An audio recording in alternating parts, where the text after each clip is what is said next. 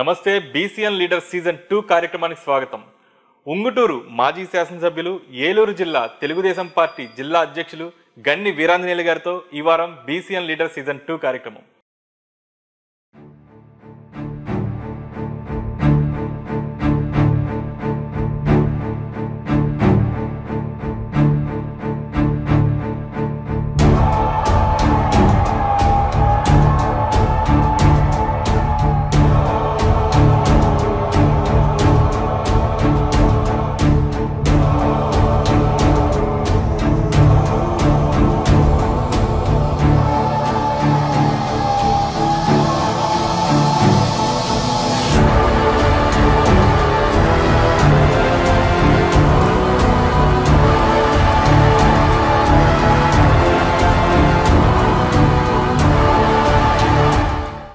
వీరాంజనేయులు గారు నమస్కారం సార్. నమస్కారం అండి. ఎలా ఉన్నారు సార్? బాగున్నాం సార్.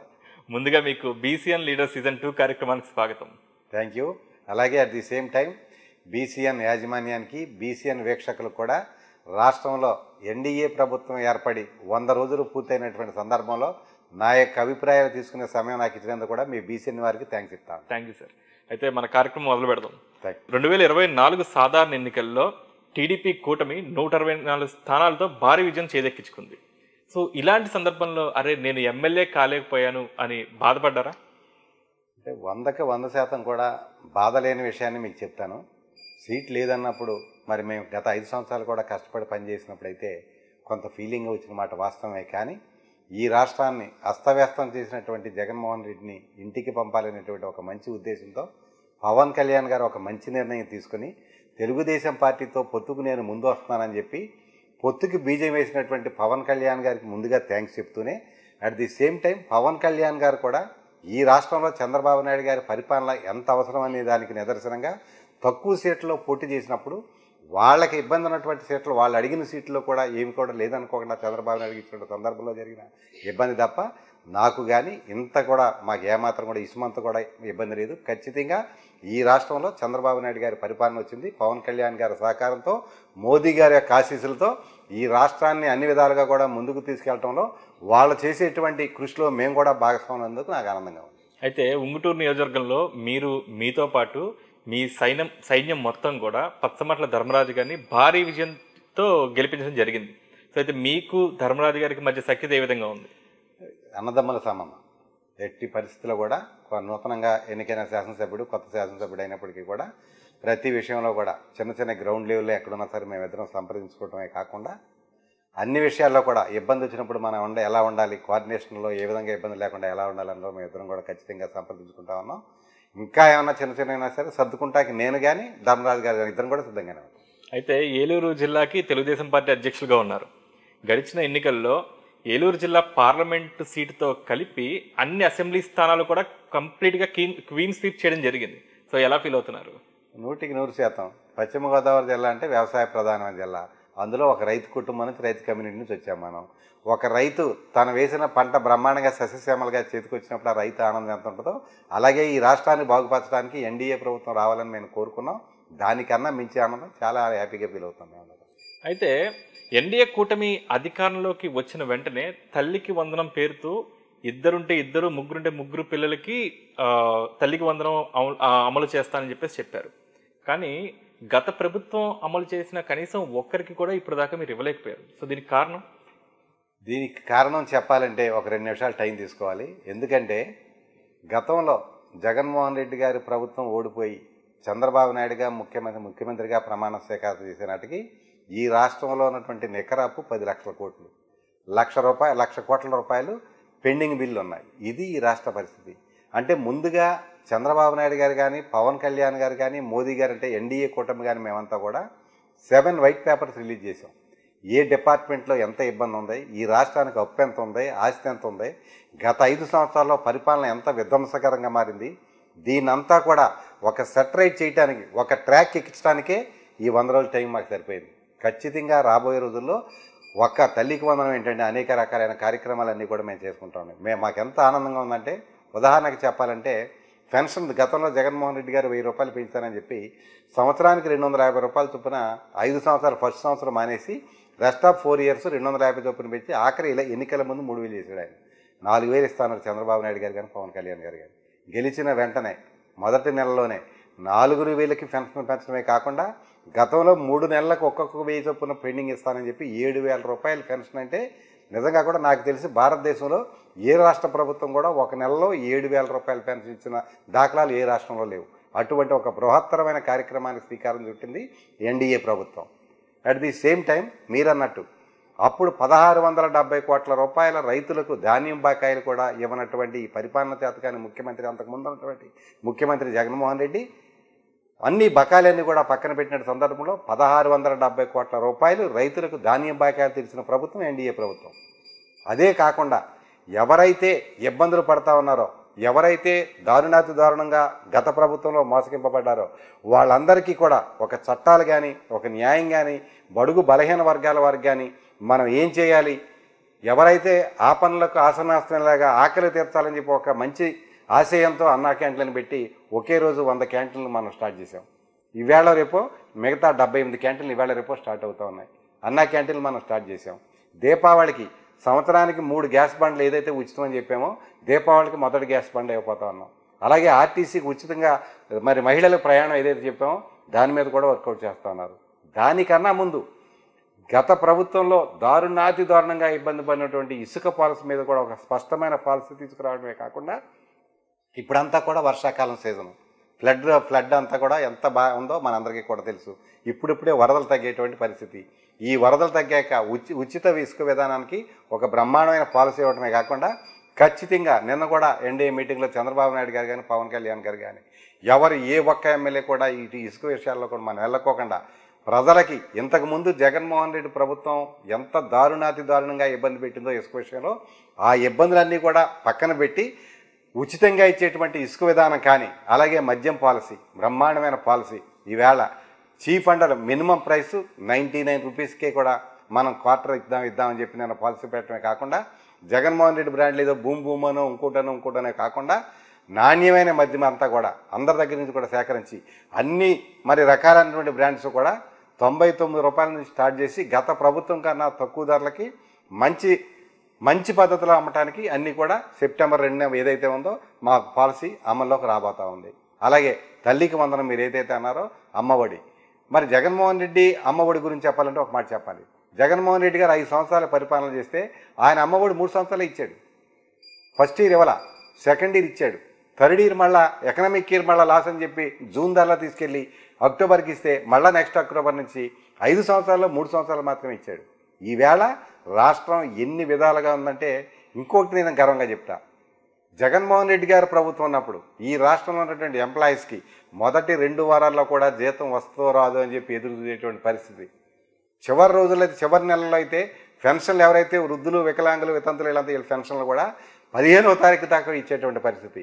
ఆ పరిస్థితి నుంచి అధికారంలోకి వచ్చిన ఫస్ట్ అవరే మొదటి నెల 1వ తారీఖునే ప్రభుత్వ ఉద్యోగులకు జీతాలు 5,500 కోట్ల రూపాయలు, ప్రభుత్వ ఉద్యోగులకు పెన్షన్లు 1,500 కోట్ల రూపాయలు, అలాగే వృద్ధులు, వికలాంగులకు పెన్షన్లు 3,300 కోట్ల రూపాయలు.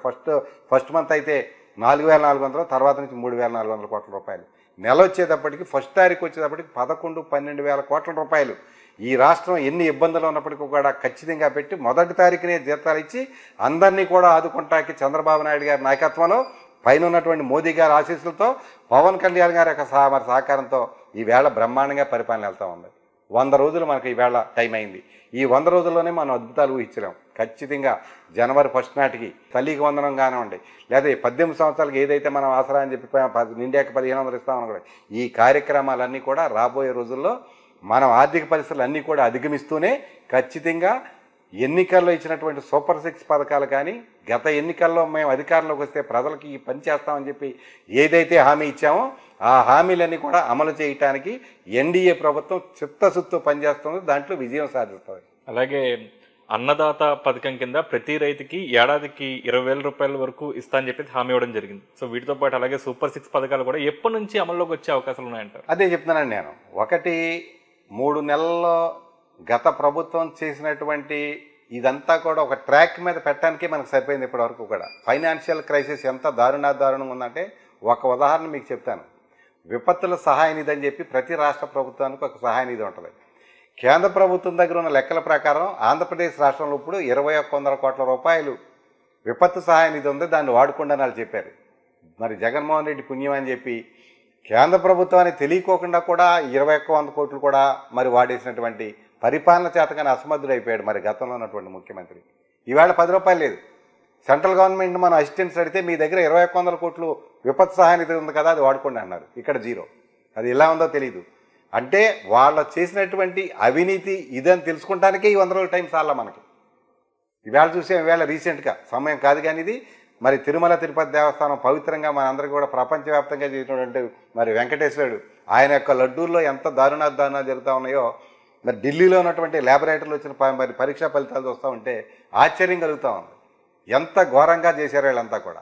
మరి ఇటువంటి అన్నీ కూడా సరిచేయటానికి తీసుకున్న సమయం తప్ప, అలాగే 100% కూడా ఎంతో ఇబ్బందులు, ఫైనాన్షియల్ క్రైసిస్, అటువంటి ఇబ్బంది ఉన్నటువంటి ఈ రాష్ట్రాన్ని గట్టెచ్చడానికి ఇంకొక 100 రోజులు ఓపిక పడదాం. ఖచ్చితంగా ప్రజలందరికీ కూడా న్యాయం జరిగే ఏర్పాటు ఖచ్చితంగా అవుతుంది.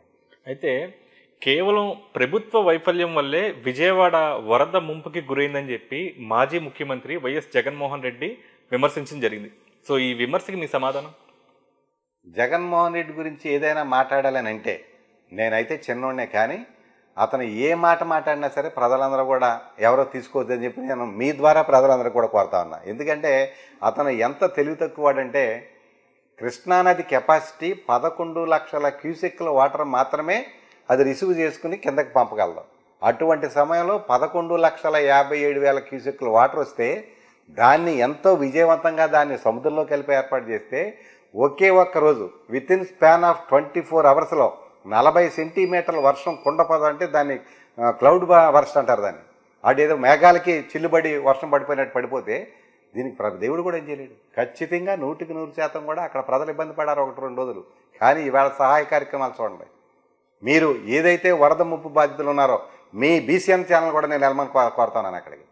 ఈ ప్రభుత్వం చంద్రబాబు నాయుడు గారు కలెక్టర్ ఆఫీసునే ప్రభుత్వ కార్యాలయంగా మార్చుకొని రోజు కూడా మోకాళ్ళ లీటర్ల తొడలోతు లీటర్లో ఆయన రోజు వెళ్తేనే ప్రజలందరూ ఆయన కదులుతూ ప్రజలందరినీ కదిలిస్తూ ఈవేళ సహాయ కార్యక్రమాలు ఎలా ఉన్నాయో మీ మీడియా సోదరులు కూడా నేను కనుక్కోమంటా ఉన్నాను.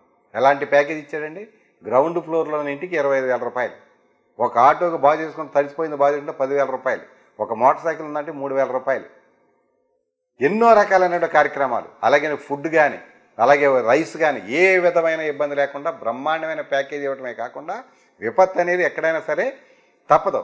ఎందుకంటే 40 సెంటీమీటర్ల వర్షం పడినప్పుడు ఎవరు కూడా ఏమీ చేయలేనటువంటి పరిస్థితిలో నిజంగా కూడా చాలామంది అక్కడ అంటున్నారు ఈ పరిస్థితిలో జగన్మోహన్ రెడ్డి గారు అంటే విజయవాడ సగం ఖాళీ అయిపోయిందండి అని చెప్పి. అది జగన్మోహన్ రెడ్డి గురించి చెప్పాలండి. ఒక్క అవగాహన లేదు. బుడమేరు అంటే ఏంటో తెలియదు, వెలగలేరు అంటే ఏంటో తెలియదు, రామిలేరు అంటే ఏంటో తెలియదు, తమ్మిలేరు అంటే ఏంటో తెలియదు. ఆయన ఏంటంటే మాటది ఇక్కడ ప్రస్తుతం ఉన్న ప్రభుత్వం చంద్రబాబు నాయుడు గారి మీద ఒక బండ బాడేయాల. ఈయన మీద ఒక బురద బారేస్తే ఆ బురద కడుక్కుంటాకే సరిపోద్ది. వాళ్ళకి ప్రజలకు ఏం చూడరు. రాబోయే రోజుల్లో నా వంకేదో చూసేస్తా ఉన్నారు. భవిష్యత్తులో జగన్మోహన్ రెడ్డి అనేది ఈ రాష్ట్రంలో జగన్మోహన్ రెడ్డి అనే వ్యక్తి కానీ వైఎస్ఆర్ కాంగ్రెస్ పార్టీ అనేది కానీ ఈ రాష్ట్రంలో ఉండదు. దానికి బట్టి కన్ఫర్మ్ అది. బుడమేరు వరద ముంపు బాధితులకి సహాయం అందివ్వడంలో ప్రభుత్వం కూడా వైఫల్యం జరిగింది అని చెప్పేసి ఆరోపణలు ఉన్నాయి. ఎందుకంటే కళ్ళకి కనిపించే వాళ్ళకి మాత్రమే ఆహార పొట్లాలు కానీ లేదంటే కనుక మంచినీళ్ళు కానీ సరఫరా చేయడం జరిగింది. ఇంకా లోపలగా ఉన్న ఇంట్లో వాళ్ళని బయటికి తీసుకొచ్చే కార్యక్రమం కానీ లేదంటే కనుక వాళ్ళకి ఆహార పొట్లాలు ఫుడ్ వాటర్ ఇచ్చే కార్యక్రమాలు జరగలేదని చెప్పేసి మనకి కొన్ని దృశ్యాలు కూడా కనిపిస్తున్నాయి. ఆ సింగ్ నగర్ బ్రిడ్జి మీద మీరు చెప్పిన దాంట్లో కొంత వాస్తవం అన్నమాట. వాస్తవం ఏదైతే 40 సెంటీమీటర్ల వర్షం పడి బుడమేరు అడ్డంగా ఉండి కృష్ణానది కూడా పల్ల ప్రాంతాలన్నీ కూడా జలమయం చేసినటువంటి సందర్భంలో ఎక్కడైతే మీరు చెప్పినటువంటి 1-2 ప్రాంతాల్లో బాగా ఇంటీరియర్ లెవెల్లో మనుషులు కూడా వెళ్ళలేనటువంటి పరిస్థితిలో ఒక రోజున్నర ఫుడ్ కూడా కొంతమంది ఇబ్బంది పడిన మాట వాస్తవం. కానీ మరుసటి రోజు మధ్యాహ్నానికే అందరికీ కూడా అన్నీ వెళ్ళటమే కాకుండా ప్రతి ఒక్కరు కూడా కేర్ఫుల్గా ఎంతో బాధ్యతగా చేసిన విషయం కూడా వాస్తవమే. మనం చేసింది మిస్టేక్ ఉన్నా మనం ఒప్పుకోవాలి. ఖచ్చితంగా నిజంగా కూడా ఆ టైంలో ఎవరు వెళ్ళలేని పరిస్థితి కూడా. ఎందుకంటే మనం ఈవేళ కేంద్రాన్ని మనం బోట్లు అడిగాం. ఈవేళ వరద ఇంత వచ్చిందండి ఫలానా కాలనీలో అక్కడ ఈ కాలనీకి వచ్చేటప్పుడు 8 అడుగులు వరద వచ్చిందండి మనుషులు వెళ్ళకపోతున్నారండి. బోట్లు అంటే ఆ బోట్లు మరుసటి రోజు ఈవినింగ్ వచ్చింది సెంట్రల్ గవర్నమెంట్ NDRF బోట్స్. అంటే ఈ టైం గ్యాప్లో కూడా ఈదుకుని వెళ్ళలేనటువంటి పరిస్థితి. ప్రజలందరూ కూడా ఇబ్బంది పడే పరిస్థితి. అక్కడక్కడ మట్టికి చిన్న చిన్న ఇబ్బందులు జరిగిన మాట వాస్తవం. అయినా మరుసటి రోజు మధ్యాహ్నానికే ఎంత బ్రహ్మాండంగా చేశాడండి. రాష్ట్రంలో ఉన్నటువంటి సుమారు 150 ఫైర్ ఇంజిన్లు తీసుకొచ్చి ఇన్నిటికి కూడా క్లీన్ చేసి వేళ నిజంగా కూడా నేను మొన్న వెళ్ళా ఆ కాలనీకి, వాళ్ళంతా కూడా చాలా హ్యాపీ. మేమేమి ఇబ్బంది వచ్చినప్పుడు ఎవరికైనా ఇబ్బందే, కానీ ఇంత సహాయం కానీ ఎంత ఇంట్రెస్ట్గా చేసింది మేమైతే ఊహించలేదండి. చంద్రబాబు నాయుడు గారు అలా చేస్తారని మేము ఊహించలేదంటే మేము కూడా సంతోషపడిన సమయం. అలాగే వరద బాధితుల సహాయార్థం జిల్లా నుంచి ఎటువంటి సేవా కార్యక్రమాలు చేయబట్టారు? ఒక్క జిల్లా కాదండి, రాత్రే మేము ఎన్డీఏ మీటింగ్లో చంద్రబాబు నాయుడు గారి దగ్గర మేము కూర్చుంటే నిన్నటికి రమారమి 350 కోట్ల రూపాయలు ప్రైవేటు వరద సహాయ నిధికి 350 కోట్ల రూపాయలు వచ్చినాయండి. ఇంకొక 150 కోట్లు వచ్చేటట్టున్నాయండి. అంటే చంద్రబాబు నాయుడు గారు ఇంత కష్టపడి ప్రజలందరూ కూడా ఇంత ఇబ్బంది పడుతున్నారంటే దేశవ్యాప్తంగా ప్రపంచంలో ఉన్నటువంటి ఎన్ఆర్ఐలు కుర్రోళ్ళంతా కూడా సాఫ్ట్వేర్లో పనిచేసేవాడు కూడా 1,00,000 ఇచ్చేవాడు 1,00,000, 50,000 ఇచ్చేవాడు 50. మనం చెక్కులు ఇచ్చేసి వస్తున్నాం. చాలామంది అకౌంట్ ట్రాన్స్ఫర్ చేసేవాళ్ళు అనేక మంది ఉన్నారు. 350 కోట్లు ఇప్పుడు వచ్చినాయి. ఇంకా 150 కోట్లు 500 కోట్ల రూపాయల వరద సహాయానికి నాకు తెలిసి ఈ గతంలో ఎప్పుడు రాలా. అంటే అదేదో గ్రేట్ అని కాదు, ఒక ఇబ్బంది వచ్చినప్పుడు నాయకుడు పడే కష్టానికి మనం కూడా ఉండాలి. ఇబ్బందుల్లో ఉన్నటువంటి ప్రజలను ఆదుకోవాలనేటువంటి ఒక మైండ్ సెట్ని ఈయన క్రియేట్ చేయగలడు. ఎందుకంటే ఈయన ఒక విజనరీ లీడర్ కాబట్టి, ఒక అనుభోజనుడు కాబట్టి చేసేటువంటి పనికి మనం కూడా సహకారంగా ఉండాలని చెప్పి ప్రజలంతా కూడా ఎంతో బ్రహ్మాండంగా హెల్ప్ చేస్తున్నారు. అందరికీ కూడా ఎవరైతే ఈ సహాయానికి ఇచ్చిన దాతలందరూ కూడా చేతులెత్తి నమస్కారం పెట్టారు అందరూ కూడా. అలాగే ఇటు కేంద్రంలోనూ అటు రాష్ట్రంలోనూ ఎన్డీఏ కూటమి అధికారంలో ఉంది. కేంద్రం నుంచి రాష్ట్రానికి ఎటువంటి ప్రాజెక్టులో నిధులు వస్తాయని చెప్పేసి మీరు భావిస్తున్నారు? ఎన్డీఏ ప్రభుత్వం ఇక్కడ ఏర్పాటు కావటం, అక్కడ ప్రధానమంత్రిగా మోదీ గారు కానీ, ఇక్కడ ముఖ్యమంత్రిగా చంద్రబాబు నాయుడు గారు కానీ, ఉప ముఖ్యమంత్రిగా పవన్ కళ్యాణ్ గారి ఉండటం నిజంగా ఈ 5 సంవత్సరాలు, గతంలో 2014-19 ఉన్నప్పుడు సాధ్యమైనంత మేర మంచి పనులు చేసినటువంటి చంద్రబాబు నాయుడు గారి ప్రభుత్వం అనుకోని రీతిలో ఓడిపోయి 5 సంవత్సరాల్లో రాష్ట్రం విధ్వంసమైనటువంటి పరిస్థితుల్లో పవన్ కళ్యాణ్ గారి యొక్క చొరవతో వీళ్ళిద్దరూ కూడా కలిసి బీజేపీతో కూడా పెట్టుకుని అక్కడ ఈవేళ ఎన్డీఏలో రావటం ఎన్ని ఉపయోగాలంటే, ఉదాహరణకి ఎన్డీఏలో కూడా మనం కీలక భాగస్వామి అవటం, మోదీ గారికి కూడా ఇక్కడ ఆంధ్రప్రదేశ్ రాష్ట్రం నుంచి ఉన్నటువంటి ఎంపీలు కూడా కీలకంగా అవసరమైనటువంటి సందర్భంలో అక్కడ ఆయన కూడా పెద్ద మనసుతో ఇబ్బందుల్లో ఉన్నటువంటి ఈ రాష్ట్రానికి మనం కూడా సహకరించాలనేటువంటి ఒక మంచి ఆశయంతో, ఒక మంచి దీంతో ఆయన చేసిన పనులు, కేంద్ర ప్రభుత్వం చేసిన పనులు, అమరావతికి 15,000 కోట్ల రూపాయలు ఇచ్చారండి, పోలవరానికి 12,500 కోట్ల రూపాయలు ఇచ్చారండి, రైల్వేస్కి, రాష్ట్రంలో రైల్వేస్కి 10,000 కోట్ల రూపాయలు ఇచ్చారండి, కొప్పర్తి ఓర్వకల్లు ఏదైతే ఇండస్ట్రియల్ కారిడార్స్ ఉన్నాయో వాటికి 8,000 కోట్ల రూపాయలు ఇచ్చారండి. విశాఖపట్నం రైల్వే జోన్కి భూమి పూజ నెక్స్ట్ మంత్ భూమి పూజ చేయబోతా ఉన్నామండి. అలాగే కేంద్రం ఇచ్చినటువంటి ఇది వరకు ప్రతిష్టాత్మకంగా ఇచ్చినటువంటి 10-12 సంస్థల్లో కొన్ని మనం చేయగలిగాం. తర్వాత జగన్మోహన్ రెడ్డి వచ్చాక టచ్ చేయలేదానికి, అవన్నీ కూడా తిరిగి మళ్ళీ తెచ్చేటువంటి కార్యక్రమం. ఇవన్నీ కూడా రావటం వల్ల ఇబ్బందులు ఉన్నటువంటి ఈ రాష్ట్రం గట్టెక్కే పరిస్థితి వేళ అయితే మళ్ళాంటికి చాలా కొంతవరకు హ్యాపీగా ఉన్నాం. ఎందుకంటే అక్కడ మోదీ గారు హెల్ప్ చేస్తూ ఉన్నారు, చంద్రబాబు నాయుడు గారు పవన్ కళ్యాణ్ కలిసికట్టుగా టీం వర్క్ బాగా చేస్తూ ఉన్నారు. ఖచ్చితంగా కేంద్ర సహకారంతో రాబోయే రోజుల్లో గాడి తప్పినటువంటి ఆర్థిక వ్యవస్థ ఉన్నటువంటి ఆంధ్రప్రదేశ్ని గాడిలో పెట్టడానికి చంద్రబాబు నాయుడు గారు చేసేటువంటి పని పూర్తి స్థాయిలో బ్రహ్మాండంగా పనిచేస్తుంది. ఏలూరు జిల్లాలో ప్రధాన project Polavaram project. So Polavaram project ఎప్పుడులో పూర్తవుతుందని భావిస్తున్నారు? ఖచ్చితంగా 12,500 కోట్లు ఏదైతే ఇచ్చారో ఇప్పుడు దాన్ని 2 ఫేజుల కింద పెట్టి 2 సంవత్సరాలు టైం తీసుకున్నాడు చంద్రబాబు నాయుడు గారు. ఈ 2 సంవత్సరాల్లో మొదటి ఫేజ్ అంతా కూడా పూర్తి చేయటం, రెండో ఫేజ్ ఏంటంటే రెండో ఫేజ్ ప్రాసెస్ స్పిల్వే కానీ లేకపోతే మనకి డయాఫ్రామ్ వాల్స్ కానీ ఏమి ఉండవండి, only land acquisition and R&R package ఉంటుంది సెకండ్ టైం. ఇది ఎప్పుడైతే 12,500 కోట్లు ఇచ్చారో ఫస్ట్ ఫేజ్ 2 ఇయర్స్లో కంప్లీట్ చేయటమే కాకుండా రెస్ట్ ఆఫ్ 3 ఇయర్స్లో మళ్ళీ అక్కడ 2 ఇయర్స్లో కూడా పూర్తి స్థాయిలో 200 TMCలు నిలవగలటువంటి పోలవరం ప్రాజెక్ట్ అయితే మళ్ళీ వచ్చే ఎలక్షన్ ముందే ఖచ్చితంగా 100% కూడా చంద్రబాబు నాయుడు గారి నాయకత్వంలో మోదీ గారి సారథ్యంలో ఖచ్చితంగా పూర్తవుతుంది. అయితే ప్రపంచ బ్యాంకు వద్దని చెప్తున్నా సరే కేవలం అమరావతిని మాత్రమే రాజధానిగా నిర్మించడానికి గల కారణాలు ఏంటంటారు? ప్రపంచ బ్యాంకు వద్దు అని ఎవరైనా చెప్పారంటే అది జగన్మోహన్ రెడ్డి గారి మాట మీరు చెప్తున్నారని నేను అనుకుంటున్నా. ఎవరు అనలా, ఈవెన్ శివరామకృష్ణన్ కమిషన్ కూడా మొన్న కూడా చాలామంది చంద్రబాబు నాయుడు గారు ఇల్లు మునిగిపోయింది, అమరావతి మునిగిపోయిందని. అమరావతిలో ఎక్కడైనా సరే మునిగిపోయిన బిల్డింగ్ కానీ లేదా ఆ బిల్డింగ్లోకి నీళ్ళెట్టిన సీన్ ఎక్కడైనా మీ మీడియా వారు చూపించగలరా? చంద్రబాబు నాయుడు గారు ఉన్నది ఆయన ఒక ఇంట్లో రెంట్కుంటున్నాడు, ఆ రెంట్లో ఉండే ఇల్లు నదీ గర్భంలో ఉండటం వల్ల అక్కడికి వచ్చిన మాట వాస్తవం. అలాగని అమరావతిలో ఒక్క చుక్క నీరు కూడా లేకుండా ఉంటే ఏదైతే ఆ మూల లిఫ్ట్ ఇరిగేషన్ పెట్టి ఒక చిన్న ఆ లిఫ్ట్ పేరు గుర్తురాలేదు, ఆ లిఫ్ట్ అమరావతిలో ఏమైనా చిన్న ఉన్నా సరే మొత్తం పూర్తి స్థాయిలో దాన్ని అంతా కూడా కృష్ణానదికి డంప్ చేసేటువంటి పరిస్థితి ఇదివరకు ఏర్పాటు చేసాడైనా అమరావతి మునిగిపోయిందని కానీ మునిగిపోద్దని కానీ ఎవరు చెప్పినా అది 100% కూడా అబద్ధం. అయితే కృష్ణా బ్యారేజ్కి వచ్చిన బోట్లు తెలుగుదేశం వాళ్ళు అంటారు, వైఎస్ఆర్సీపీ వాళ్ళు అంటారు? అంటే బోట్లు అనేవి ఆ పరిస్థితిని బట్టి చూస్తూ ఉంటే జగన్మోహన్ రెడ్డి అనేటువంటి మానసిక స్థితి తెలిసిన ప్రతి ఒక్కరు కూడా అనుమానించాల్సి వస్తుంది. అది మేము బ్లేమ్గా మేము కామెంట్ అయితే చెయ్యం, కానీ ఖచ్చితంగా అతని మనస్తత్వం ఎట్లాంటిదంటే ఇక్కడ ఏదోటి సాధ్యం కాని విపత్తు ఏదైనా వస్తే దాన్ని చంద్రబాబు నాయుడు గారు ఓవర్కమ్ అవ్వకపోతే అబ్బో చంద్రబాబు నాయుడు ఇదే జగన్మోహన్ రెడ్డి చేసేయగలరు, చంద్రబాబు నాయుడు గారు చేయలేరని ప్రజలు అనుకుంటారని ఒక వక్రబుత్తు ఆయన చేసేటువంటి ఆయన ఆలోచనకు అనుకూలంగా మేము అనుకోవాల్సి వస్తుంది. దాని మీద కూడా ఎంక్వైరీ చేశారు. ఎంక్వైరీలో అన్ని విషయాలు కూడా బయటపడ్డాయి. అలాగే ఏలూరు జిల్లాలో తెలుగుదేశం, భారతీయ జనతా పార్టీ, జనసేన శ్రేణుల సమన్వయం ఏ విధంగా ఉందని భావిస్తున్నారు? ఖచ్చితంగా బాగుందండి, ఇబ్బంది ఏం లేదండి. చిన్న చిన్న ఎక్కడైనా ఉన్నా 3 పక్షాల కలయికలో అక్కడక్కడ గ్రౌండ్ లెవెల్లో ఎక్కడైనా ఏమైనా ఉన్నా ఈ రోజుకైతే మేమంతా కూడా ఒకరినొకరిని కోఆర్డినేట్ చేసుకుంటా ఉన్నాం. మాకు మించి ఇది గ్రౌండ్ లెవెల్లో మేము ఎలాగున్నా చంద్రబాబు నాయుడు గారు, పవన్ కళ్యాణ్ గారు బ్రహ్మాండంగా బాండింగ్తో కానీ ఇంకెంత అంటే అంత బ్రహ్మాండంగా పనిచేస్తూ ఉన్నారు. అక్కడ పైన మోదీ గారి ఆశీస్సులు ఉన్నాయి.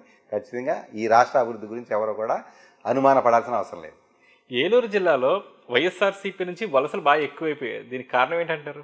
100% రేపు జరిగేది అదే. నేను ఇందాకే ఫస్ట్లోనే చెప్పా, రాబోయే ఎన్నికల నాటికి జగన్మోహన్ రెడ్డి అనే వ్యక్తి రాజకీయాల్లో ఉండలేడు. YCP Congress party, YSR Congress party ఈ రాష్ట్రంలో ఉండదు. దాన్ని ఖాళీ చేయడంలో భాగంగానే మేమందరం కూడా ఎవరు ఇదేం లేదు, ప్రజలంతా కూడా గత 5 సంవత్సరాల్లో పడినటువంటి ఇబ్బందులన్నీ కూడా ఒకసారి వాళ్ళు కూడా తలుచుకుని ఈయన ఎవరైనా చెప్తే ఈయనే ముఖ్యమంత్రి అయితే మనం ఉండొచ్చురా బాబు, ఇంక ఈయనతో పని అవుతుందని చెప్పి ఎవరి కాళ్ళలో పనిచేసేటువంటి ప్రభుత్వం ఇక్కడ చంద్రబాబు నాయుడు గారు, పవన్ కళ్యాణ్ గారు ఉన్నారు కాబట్టి వాళ్ళతో మనం టీం వర్క్ చేద్దాం, ఈ రాష్ట్ర అభివృద్ధిలో మనం కూడా పాలు పంచుకుందాం అని చెప్పి అందరిలో వచ్చిన ఆలోచనే ఈరోజు వైసీపీ ఖాళీ అయిపోయి ఆలోచన. ఉంగుటూరు నియోజకవర్గంలో సీటు త్యాగం చేసిన గన్ని వీరాంజనేయులు గారికి భవిష్యత్తులో ఎలాంటి నామినేటెడ్ పదవులు వస్తాయని ఎక్స్పెక్ట్ చేయొచ్చు? చంద్రబాబు నాయుడు గారు మేము ఎవరైతే చిన్న కార్యకర్త నుంచి నేను వచ్చి ఉంగుటూరు శాసనసభ్యుడిగా ఉండటమే కాకుండా గత 5 సంవత్సరాలుగా కూడా జిల్లా పార్టీ అధ్యక్ష పదవి నాకు ఇచ్చారంటే చంద్రబాబు నాయుడు గారికి ఆంజనేయులకి ఏమివ్వాలి, ఇంకొక పని చేసేది ఇంకోటి ఏమివ్వాలి పూర్తి స్థాయిలో ఆయనకి అవగాహన ఉంది. ఖచ్చితంగా మాకు ఎవరెవరికి ఏ అకామిడేషన్ ఇవ్వాలో చంద్రబాబు నాయుడు గారికి తెలుసు. ఆయన ఏది ఇచ్చినా సరే మేము పూర్తి స్థాయిలో పనిచేయడానికి సిద్ధంగా ఉన్నాం. అయితే జిల్లాకి ఇంకైనా కొత్త ప్రాజెక్టులు తీసుకొచ్చే ఆలోచన ఉందా? ఖచ్చితంగా రాబోయే రోజుల్లో మా యువకుడైనటువంటి ఎంపీ మహేష్ యాదవ్ గారు ఉన్నారు ఇక్కడ. ఆయన కూడా ఇండస్ట్రియలిస్టు. ఆయన కూడా మొన్న ఈ మధ్య కూడా జాబ్ మేళా అని చెప్పి ఒక 600 మంది పిల్లలకి జాబ్ 10 కంపెనీలు తీసుకొచ్చి వాళ్ళందరికీ కూడా చిన్న చిన్న ఉద్యోగాలను అందరికీ ఏర్పాటు చేయడం కాకుండా ఖచ్చితంగా ఆలోచనలు అనేక రకాలైనటువంటి ఏదైతే మనకు ఆక్వాకి ఎక్కువ మనకి ఇక్కడ బేస్డ్ కాబట్టి ఆక్వా బేస్డ్ మరి ప్రాజెక్ట్స్ ఏదైనా 1-2 వర్కౌట్ చేస్తా ఉన్నాం. అలాగే మనకి ఇక్కడ మన నియోజకవర్గాలు వచ్చేటప్పటికి కోకోకోలా ఫ్యాక్టరీ ఉంది, లెక్సిల్ ఇది ఉంది, కమోడ్స్ తయారు చేసేటువంటి ఫ్యాక్టరీ ఉంది. రాబోయే రోజుల్లో ఇంకొకటి 2 ఇక్కడ అంబర్పేట పంచాయతీలోనే ప్లానింగ్ వచ్చే ఉన్నాయి. ఇదే కాకుండా ఏదైతే పామాయిల్ ధర ఏదైనా మరి టన్నుకు 2000 పెరిగినటువంటి సందర్భం మనకు పామాయిల్కి, అటువంటి సందర్భంలో మరి పామాయిల్ కూడా ఖచ్చితంగా రాబోయే రోజుల్లో ఏదైతే ఆ పామాయిల్ ప్రాసెసింగ్ యూనిట్స్ ఉన్నాయో వాటికి కూడా ప్లానింగ్లు ఉన్నాయి. ఇక్కడ aqua based district west Godavari కాబట్టి ఆక్వా బేస్కి సంబంధించినటువంటి ఏదైతే వాళ్ళకి కావాల్సినటువంటి శీతల గిడ్డంగులు కానీ లేకపోతే రైతులకు ఇది వరకు రూపాయిన్నర కరెంట్ ఇస్తానని చెప్పి ఆయన ఏ విధంగా మోసం చేశాడు. ఎక్కడా కూడా ఆక్వా అయితే ఎవరు కూడా ఇవాళ సేఫ్గా లేరు. సీడ్ బాగోలేదు, ఫీడ్ బాగోలేదు, మార్కెట్ బాగోలేదు, కరెంటు అది ఏదైతే రూపాయిన్నరకి ఇస్తా అన్నాడు ఇవన్నీ కూడా రాబోయే రోజుల్లో రూపాయిన్నర కరెంటు ఇవ్వడమే కాకుండా వాళ్ళకి ఏదైతే చేపల చెరువులో ఉండేటువంటి ఏరియాటర్స్ కానీ ఇవి కానీ అవన్నీ కూడా సబ్సిడీలు ఇవ్వటం కానీ వాళ్ళకి కావాల్సినటువంటి ఎలక్ట్రికల్ ట్రాన్స్ఫార్మర్స్ తక్కువ రేట్లు ఇవ్వటం కానీ ఆక్వా రంగానికి చేయాల్సిన పనులన్నీ చేయటమే కాకుండా మన ఆంధ్రప్రదేశ్ రాష్ట్రంలో ఆక్వా రంగానికి సంవత్సరానికి 70 నుంచి 80 వేల కోట్ల రూపాయల రొటేషన్ వ్యాపారం జరుగుతుంది. ఆ వ్యాపారాన్ని ఇంకా పెంచే దిశగా చంద్రబాబు నాయుడు గారి పరిపాలన ఉండబోతుంది. అయితే గతంలో ఉంగుటూరు నియోజకవర్గంలో ఎమ్మెల్యేగా చేసిన అనుభవం మీకుంది. సో మీ అనుభవంతో స్థానిక ఎమ్మెల్యే ధర్మరాజు గారికి ఎటువంటి సలహాలు సూచనలు ఇస్తున్నారు? 100% కూడా మన నియోజకవర్గం వచ్చేటప్పటికి మాకు 4 మండలాల్లో 2 అప్పలాండ్ 2 డెల్టా ఉన్నాయి. గణపవరం, నిడమరు మండలాలు ఒక్క ఉంగుటూరు నియోజకవర్గాన్ని చూస్తే అక్కడ మంచినీటి సమస్య బాగా ఉంది. ఏదైతే గతంలో మేము 2014-19లో వాటర్ ట్రీట్మెంట్ ప్లాంట్ అని చెప్పి 800 కోట్ల రూపాయలకి మేము జీవో ఇచ్చి విద్యేశ్వరం దగ్గర మేము స్టార్ట్ చేద్దామంటే మళ్ళీ తర్వాత వచ్చినటువంటి జగన్మోహన్ రెడ్డి దాని జోలికి వెళ్ళలేదు. ఖచ్చితంగా మా 2 మండలాలకు డెల్టానే కాదు డెల్టా ప్రాంతానికి మొత్తానికి కూడా మంచినీళ్ళు పైప్ లైన్ ద్వారా ఏదైతే మరి వాటర్ ఉందో ఆ వాటర్ అంతా కూడా ఇవ్వడానికి ఒక మంచి స్కీమ్ వేయటమే కాకుండా అక్కడ ఏదైతే డ్రైన్లు బాగా బాగోలేదు, ఇక్కడ డ్రైన్లు అంతా కూడా పూడిపోయి ఈవేళ కొల్లేరంతా కూడా పొంగిపోయేటువంటి పరిస్థితి, డ్రైన్ల మీద కూడా ఖచ్చితంగా దృష్టి పెట్టే ఏర్పాటు ఖచ్చితంగా చేస్తాం. సార్, చివరగా మా బీసీఎన్ లీడర్ కార్యక్రమం ద్వారా నియోజకవర్గ ప్రజలకి అలాగే జిల్లాలో పార్టీ శ్రేణులకి ఏం చెప్దాం అనుకుంటున్నారు? ఖచ్చితంగా మీ ద్వారా మా నియోజకవర్గ ప్రజలకు కానీ మా జిల్లా ప్రజలకు కానీ ఈ 5 సంవత్సరాల ఎన్డీఏ పరిపాలనలో చంద్రబాబు నాయుడు గారు, పవన్ కళ్యాణ్ గారు కలిసికట్టుగా తీసుకునేటువంటి నిర్ణయాలను కూడా మనం గౌరవించి మోదీ గారు అందించేటువంటి సహాయాన్ని మనం తీసుకొని దెబ్బతిన్న ఈ రాష్ట్రాన్ని బాగు చేయడానికి చంద్రబాబు నాయుడు గారు, పవన్ కళ్యాణ్ గారు చేసేటువంటి ప్రయత్నానికి మనం అందరం కూడా అండాదండగా ఉండాలని చెప్పి ఎన్డీఏ కుటుంబ సభ్యులందరూ కూడా కోరుతూ ఖచ్చితంగా రాబోయే రోజుల్లో రైతు ప్రధానమైనటువంటి పశ్చిమ గోదావరి జిల్లాకి అన్ని విధాలుగా కూడా మంచి జరుగుద్దని, మంచి జరగాలని చెప్పి మనస్ఫూర్తిగా కోరుకుంటా ఉన్నాం. వీరాంజనేయులు గారు, ఇంతసేపు మా బీసీఎన్ లీడర్ సీజన్ 2 కార్యక్రమంలో పాల్గొని మీ అభిప్రాయాలు మాతో పంచుకున్నందుకు మా బీసీఎన్ యాజమాన్యం ద్వారా మీకు ధన్యవాదాలు తెలియజేస్తాను. Thank you very much. ఇది ఈ వారం ఏలూరు జిల్లా తెలుగుదేశం పార్టీ జిల్లా అధ్యక్షులు గన్ని వీరాంజనేయులు గారితో బీసీఎన్ లీడర్ సీజన్ 2 కార్యక్రమం. వచ్చే వారం మరొక లీడర్తో మళ్ళీ కలుద్దాం. అంతవరకు సెలవు, నమస్కారం.